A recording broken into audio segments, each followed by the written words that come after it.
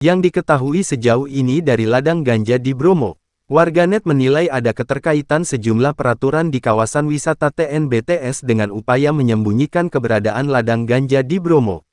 Benarkah ladang ganja ditemukan di wilayah Taman Nasional Bromo Tengger Semeru TNBTS, tepatnya di Desa Argosari, Kecamatan Senduro, Kabupaten Lumajang? Dok. Polres Lumajang Tempok, Ko, Jakarta. Penemuan ladang ganja di Taman Nasional Bromo Tengger Semeru TNBTS yang viral hari-hari ini memunculkan spekulasi liar di kalangan pengguna media sosial. Netizen atau warganet menilai ada keterkaitan antara sejumlah peraturan dan fenomena yang terjadi di kawasan wisata tersebut dengan upaya menyembunyikan keberadaan ladang ganja alias marijuana, misalnya soal pembatasan penerbangan drone. Publik menilai hal itu sebagai upaya menghindari kemungkinan ladang terpantau kamera pesawat tanpa awak. Publik juga menuding aturan wajib menggunakan pemandu bagi pendaki gunung guna menghindari pendaki tersesat di ladang ganja.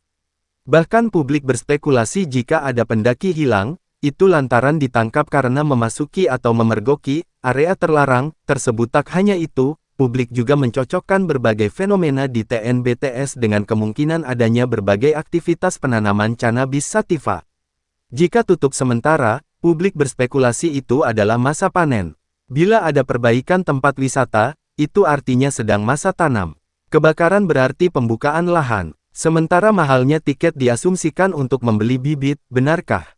Sebagai informasi, penemuan keberadaan ladang ganja di Bromo ini sebenarnya sudah diungkap Polres Lumajang sejak September tahun 2024 lalu seiring pembongkaran peredaran ganja di Kecamatan Tempur Sari, Lumajang. Saat itu polisi berhasil mengamankan ganja kering lebih dari 1 kg. Mengingat besarnya barang bukti, polisi curiga ada lokasi penanaman. Setelah penyelidikan selama 1,5 bulan, polisi akhirnya mendapatkan petunjuk mengenai lokasi penanaman tumbuhan psikotropika tersebut. Dengan berbagai penyamaran, polisi berhasil menemukan 2 orang yang menuju ke ladang ganja di kawasan hutan Desa Argosari, masih dalam wilayah TNBTS. Dari lokasi-lokasi tersebut, petugas menemukan sebanyak 41.000 batang tanaman ganja. Penyisiran dan mapping masih terus kami lakukan. Mudah-mudahan kita temukan lagi, kata dia. Kasus ini menjadi perbincangan hangat belakangan seiring tengah bergulirnya perkara di Pengadilan Negeri Lumajang. Total ada 5 terdakwa yang menjadi pesakitan, mestinya ada 6 orang namun 1 lainnya telah meninggal dunia. Sementara itu ada seorang bernama Edi yang diduga menjadi dalang ladang ganja di Bromo. Namun dia menghilang dan masih buron, alasan pembatasan penerbangan drone di TNBTS. Dikutip dari situs TNBTS, larangan operasional drone atau pesawat tanpa awak termuat dalam Standar Operasional Prosedur (SOP) tentang pendakian Gunung Semeru pada masa adaptasi kebiasaan baru di TNBTS. SOP itu sudah diberlakukan sejak 2019.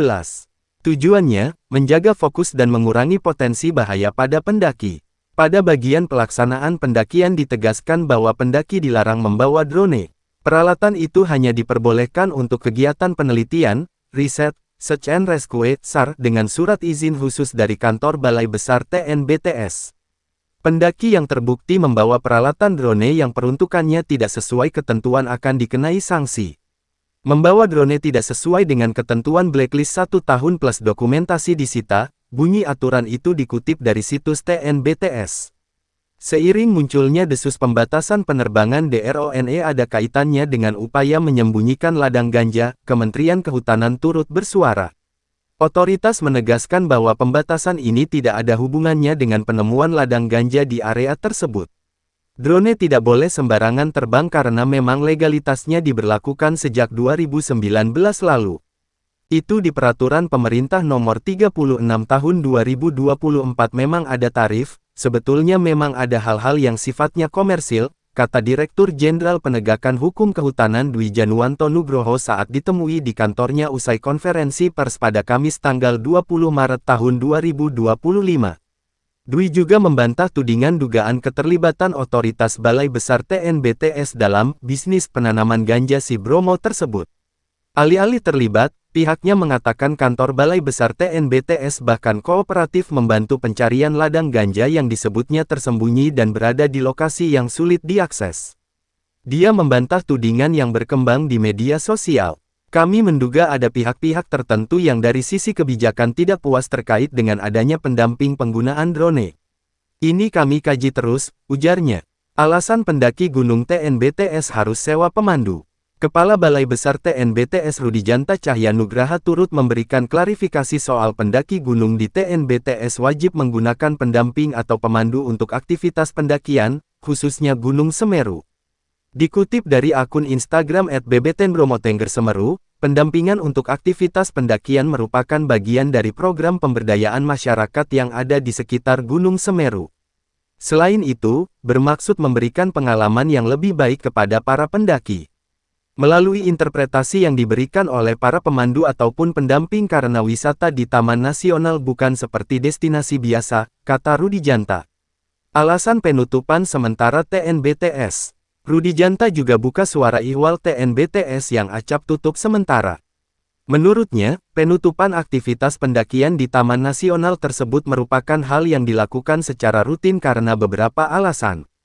Januari hingga Maret misalnya, terjadi penutupan sementara dikarenakan cuaca yang tidak mendukung sehingga memberikan risiko bagi keselamatan pengunjung. Berdasarkan penelusuran Tempo, TNBTS memang sempat ditutup beberapa kali dalam kurun setahun terakhir. Pada penghujung Januari lalu misalnya, kawasan wisata Gunung Bromo ditutup selama 2 hari untuk menghormati adat dan budaya masyarakat suku Tengger merayakan ritual Wulan Kapitu. Penutupan ini bertujuan untuk memastikan ibadah Wulan Kapitu berlangsung hikmat. Gunung Bromo juga ditutup sementara pada 25 sampai dengan tanggal 26 April tahun 2024 lalu. Penutupan ini dilakukan untuk membersihkan Gunung Bromo dari sampah-sampah yang dihasilkan pengunjung selama libur Lebaran kemarin. Penutupan ini juga sebelumnya sudah berlaku pada 4 sampai dengan tanggal 5 April tahun 2024 sebelum libur Lebaran 2024. Kata otoritas TNBTS soal ladang ganja di Bromo. Terkait keberadaan ladang ganja di Bromo, Rudijanta mengatakan titik-titik ladang tersebut berada di lokasi yang sulit diakses karena berada di lereng gunung dengan kemiringan curam. Hal itulah yang membuat keberadaan ladang ganja itu selama ini tidak diketahui oleh petugas Taman Nasional. Area ini terbilang sangat tersembunyi karena terletak di lereng dengan kemiringan yang curam, kata Nugraha ketika dihubungi, Kamis, tanggal 20 Maret tahun 2025. Nugraha tak mengetahui secara pasti sejak kapan lereng Gunung Bromo tersebut dijadikan lahan penanaman ganja. Namun demikian, dia menduga keberadaan tumbuhan psikotropika itu telah ada jauh sebelum polisi membongkarnya pada penghujung September tahun 2024 lalu. Selain itu, ganja itu ditanam di antara semak belukar secara terpisah-pisah.